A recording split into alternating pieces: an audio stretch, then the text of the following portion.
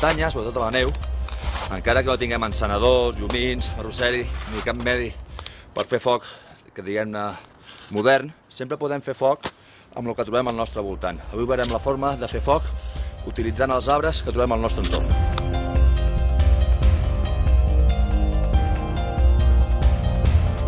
El primer que hem de fer és fer una bona base, perquè la fusta no agafi ni la humitat ni el fred del terra.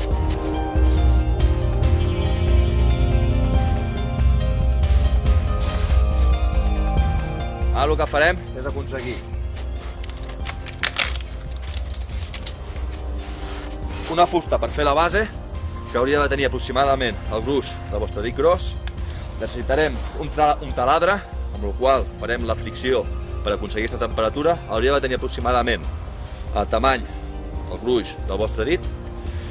I necessitarem també un arc, al qual li posarem una corda per posar el taladre i generar aquesta velocitat, aquesta fricció per generar el foc, tal com feien els nostres avis i els nostres avantpassats. Ara el que hem fet és marcar on girarà el taladre. El que hem de fer, recordeu-vos que el foc és una piràmide. Necessitem temperatura, combustible i oxigen.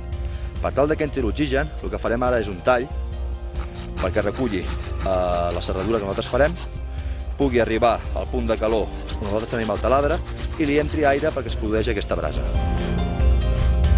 Una altra cosa molt important és entendre que nosaltres traurem una brasa molt petita, amb la qual hem de tenir un niu, això és un niu natural, que hem trobat aquí un arbre, que farem servir per quan tinguem aquesta brasa, posar-la aquí dins i poder encendre un foc.